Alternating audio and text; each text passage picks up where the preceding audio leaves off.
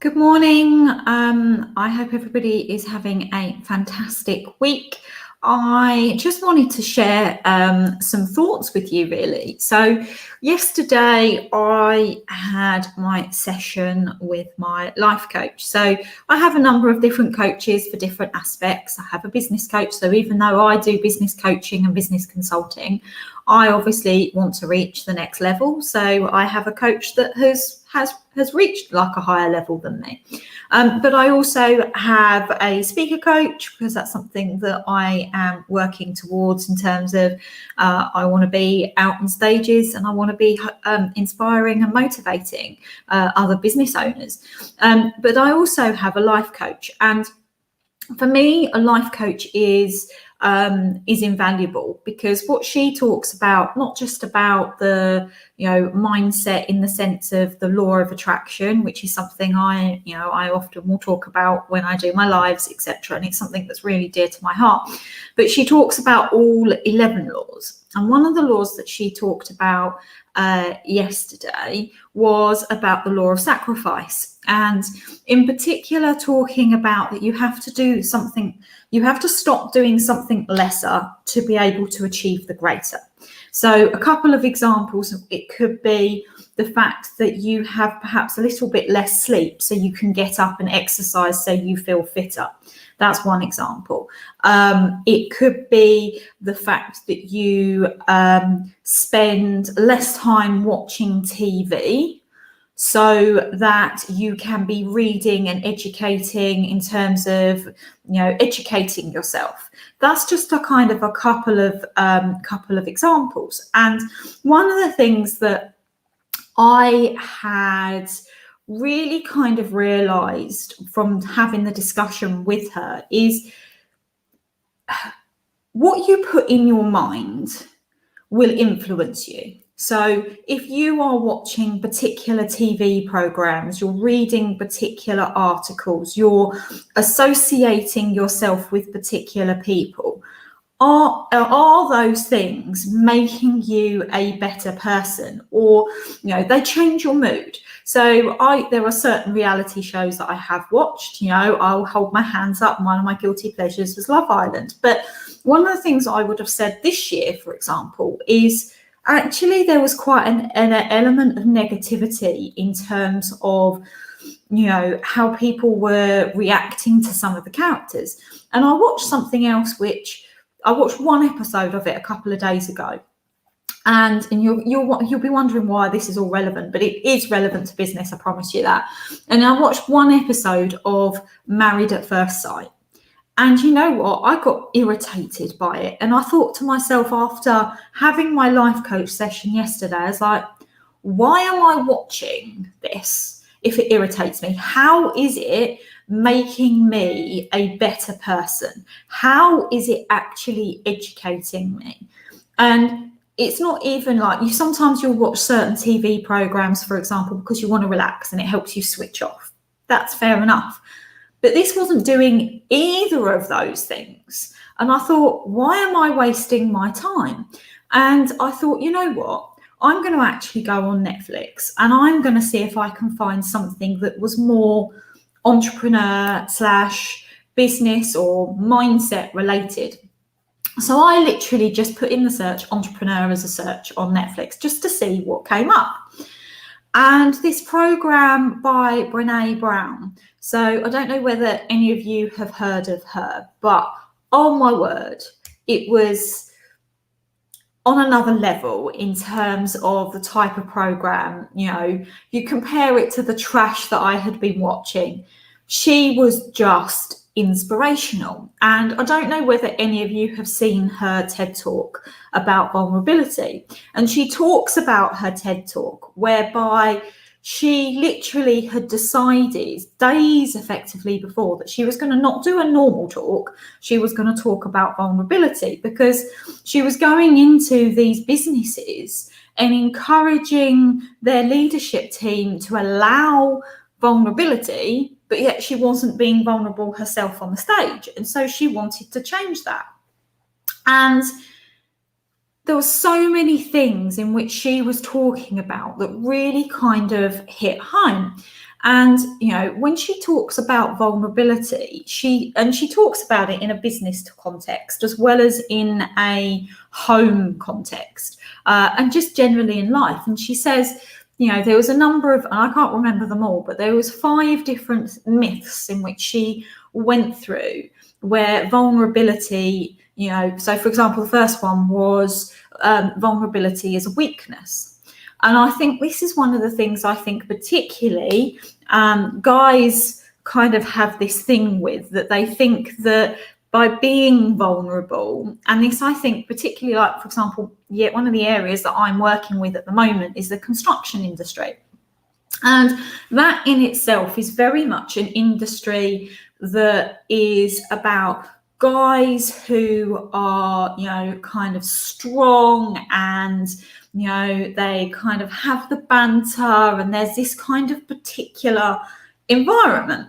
And I think that's a key environment where if you turn around and said to those guys, it's okay to be vulnerable, they'd look at you as if to say, you're off your rocker, 100%, because that is a very much a very masculine environment. And the way that society has taught us is the fact that particularly for men are, not to show their vulnerabilities, that they're, supposed to be these kind of manly that don't show their feelings and all of this.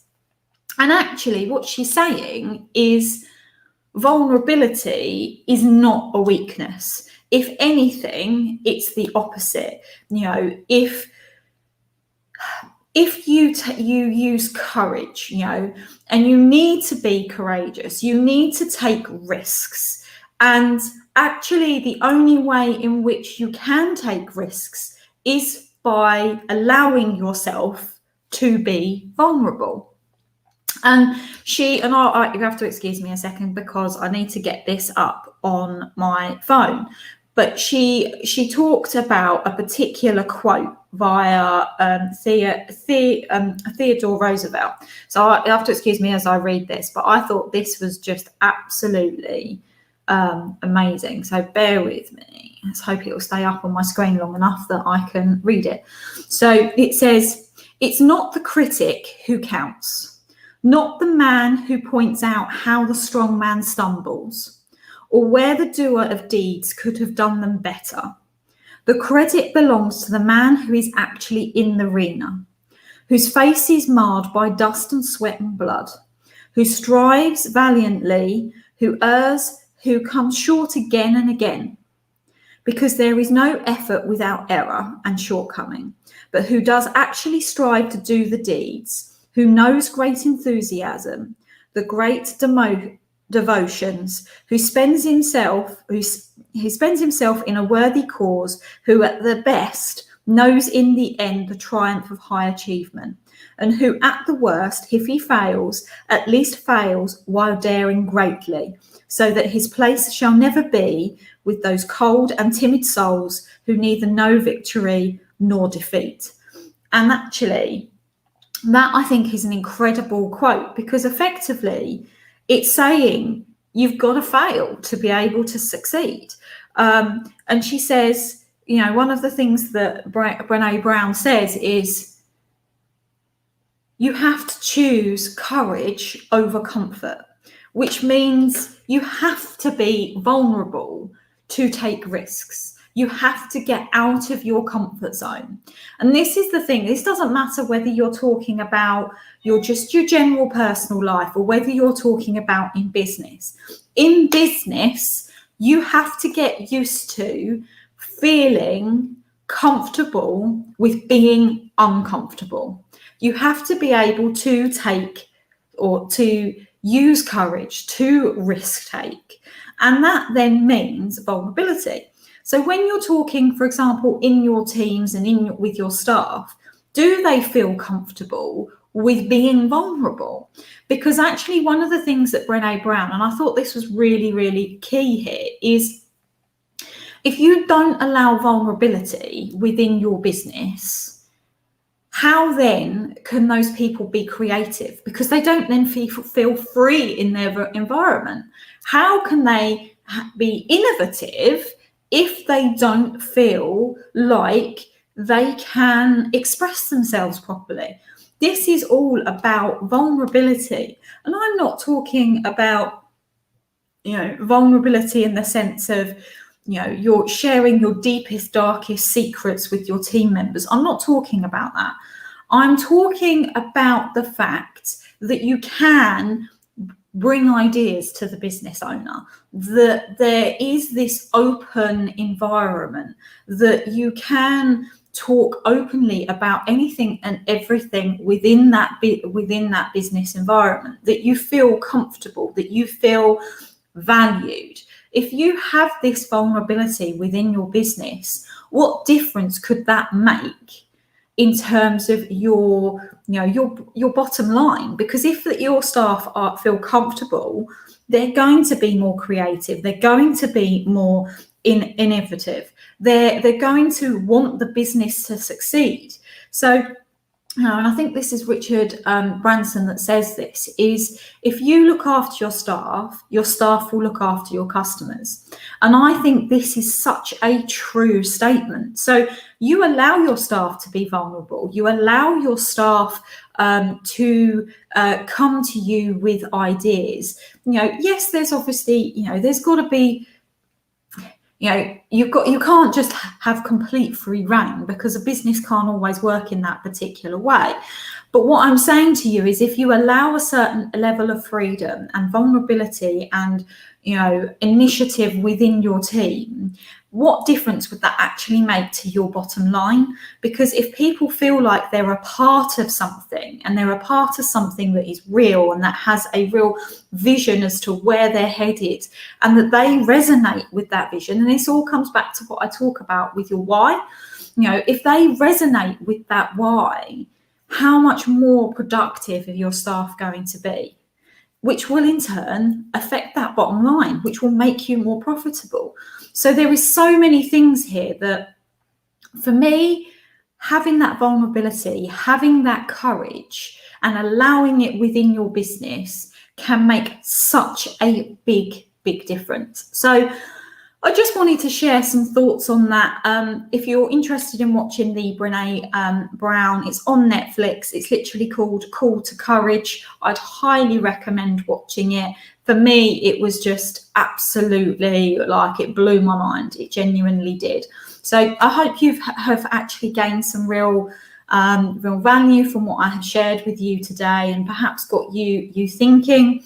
Of course, if you would like to have a chat with me in relation to any of the thoughts I've shared, or you want to do a bit of a deep dive on your business, then please do just literally put in the comments courage, and I will touch base with you. But thanks everybody for listening. Please also share this out to anybody who you think might benefit, because I do genuinely believe when we're talking about vulnerability and courage, it's about any part of our life. It's not just about business. So thank you very much for listening. As I say, if you want to have a chat, then just please put courage in the comments, and I will touch base with you.